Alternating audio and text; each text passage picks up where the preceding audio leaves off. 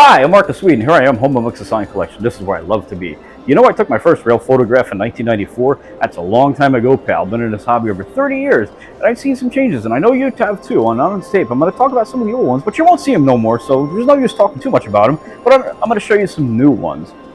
Boy, you know, I remember going into a hot spot like Port Reading Junction years ago, and there were more standard cabs than there were wide cabs. That's how old I go back in this hobby. Now there's wide cabs all over.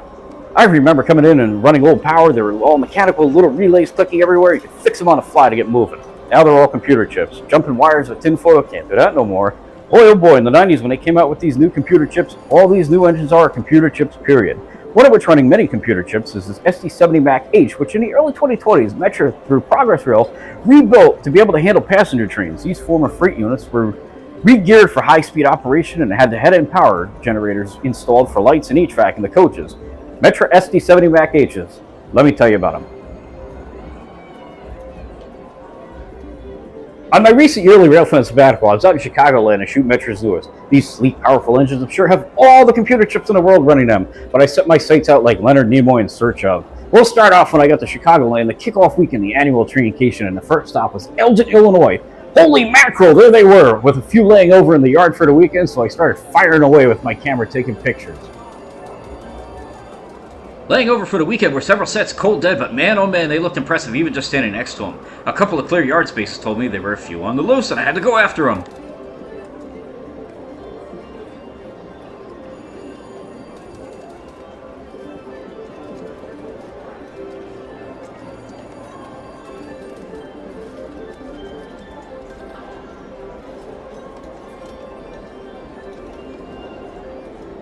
I found this nifty spot on a Fox River with a good view of the railroad, so I decided to even video train 2720 leaving Elgin.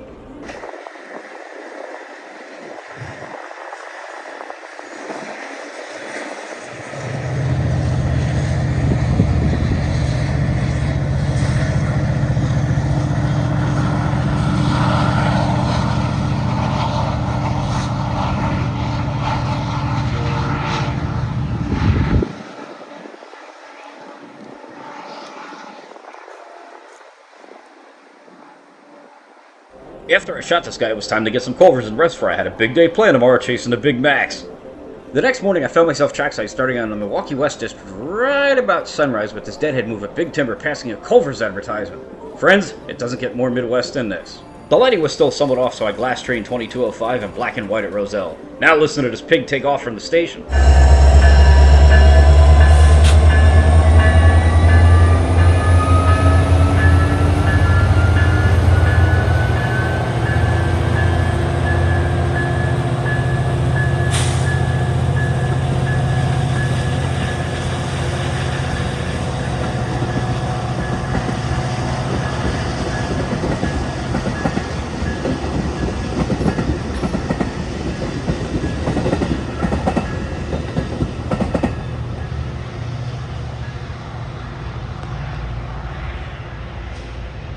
Let's pop into Bensonville in the famed spot of Franklin Park to catch some action.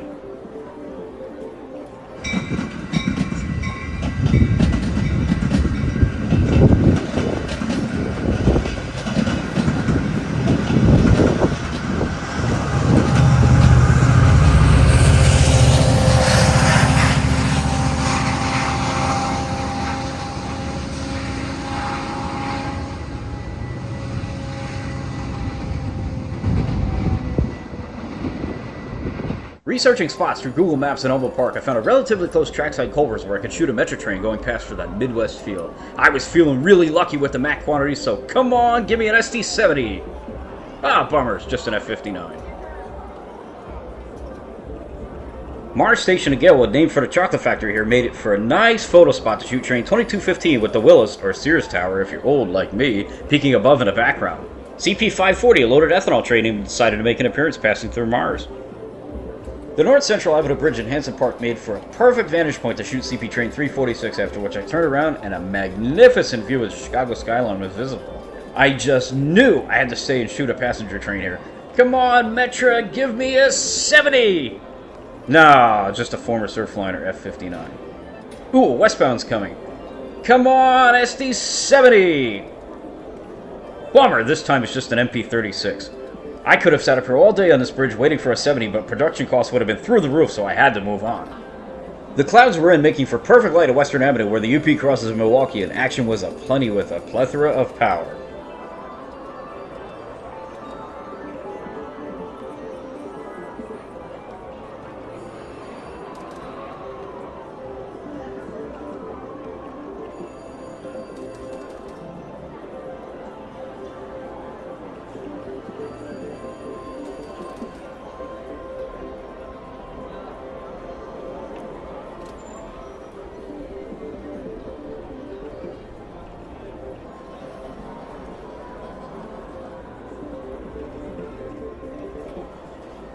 Now in downtown, it was time to take advantage of a parking garage for a bird's eye view.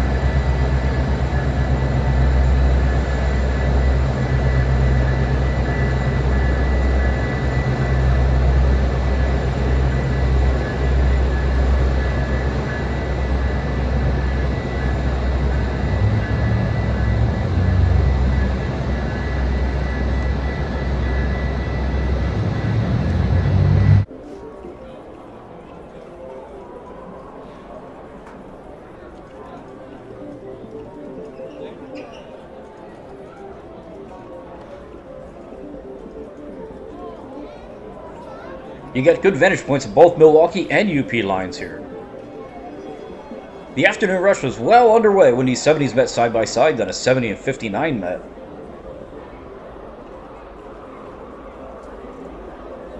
I decided to move over to the famed spot of Racine Avenue to shoot various angles of rush hour trains passing under the former pigtail signal bridge retrofitted with modern signal heads.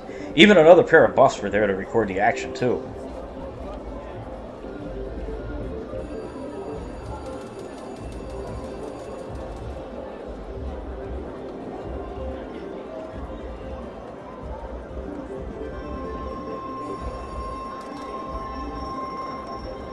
Having felt satisfied with shooting a chunk of the fleet, I decided to find a Culver's for dinner and turn in for the night. Tomorrow I'll hit the Milwaukee District North, where the other half of the SD-70 seem to be hiding.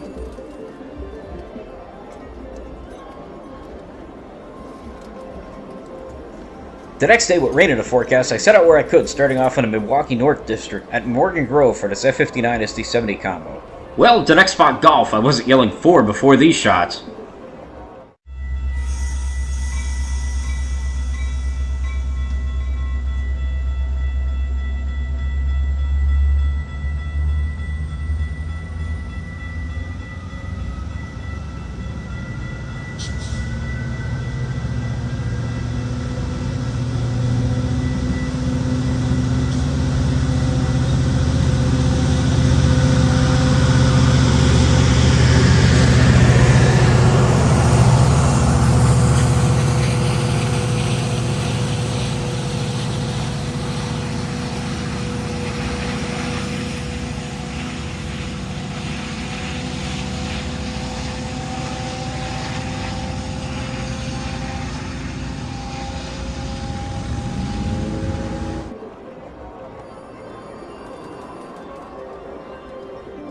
The class unit makes an appearance on train 2128 at Northbrook. Hanging out at the famed railfan location of Rondout, I captured a few moves on the former North Shore Libertyville Division overpass, now part of a bike path. Oh boy, I better get moving, there's some pretty rough weather coming. As I got to Perry Crossing, where the Milwaukee crosses the former Sioux line, the rain was coming down in buckets as I shot train 2113, with one of the former Go Transit F-59s leading. Ah, the heck with this rain, I'm gonna follow this guy into Fox Lake, then take a ride into the city. Planning it out where I'd have a relatively short layover at Union Station in Chicago, I wandered around to shoot one of the 70s idling away as the former Surfliner F-59 gets ready to depart. As luck would have it, I'd catch a 70 for the ride back to Fox Lake.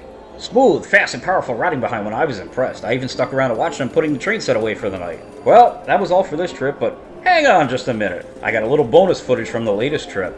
Working on my way down from Milwaukee to Detroit, I spent a night in Chicago, so I figured while in town I'd stop by to see a 70 or two. We're in Bensonville to catch weekend train 2708 heading east past Tower B17.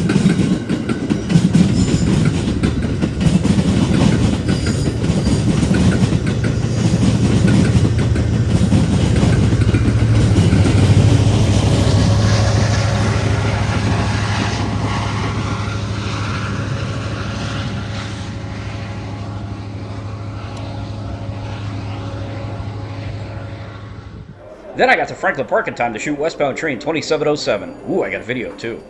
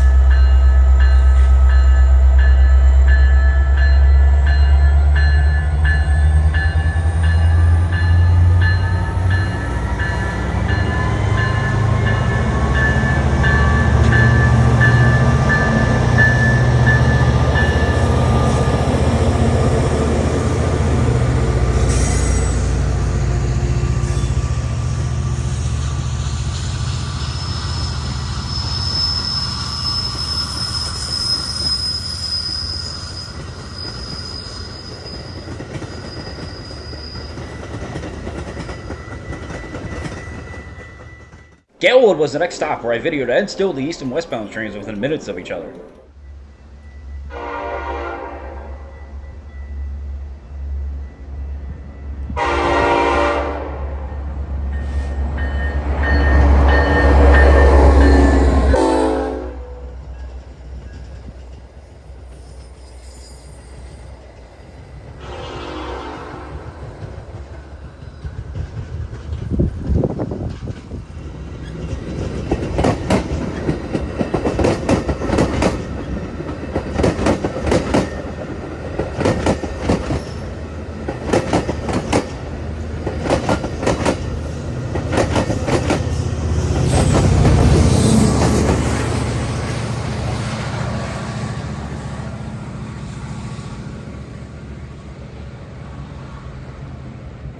Being a weekend with everything closed, I snuck up to the scrapyard to shoot an eastbound coming off the UP side at Western Avenue. Can't go a whole Metra presentation without having an F40 in it. The last stop for the day was Racine Avenue. Now I know I have shots here from earlier in the presentation, but the light was spot on where the 70 seemed to glow in every shot.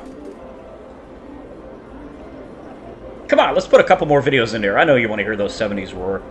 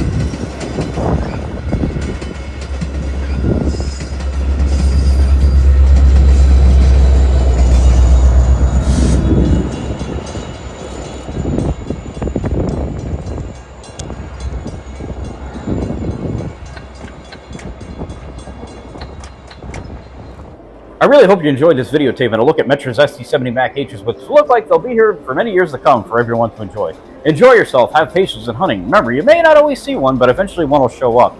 Join a group where you can find easier info on what's where. Float around the different lines so you can photograph different locations. Chicago has a lot of character all over. A lot of it is just pure luck.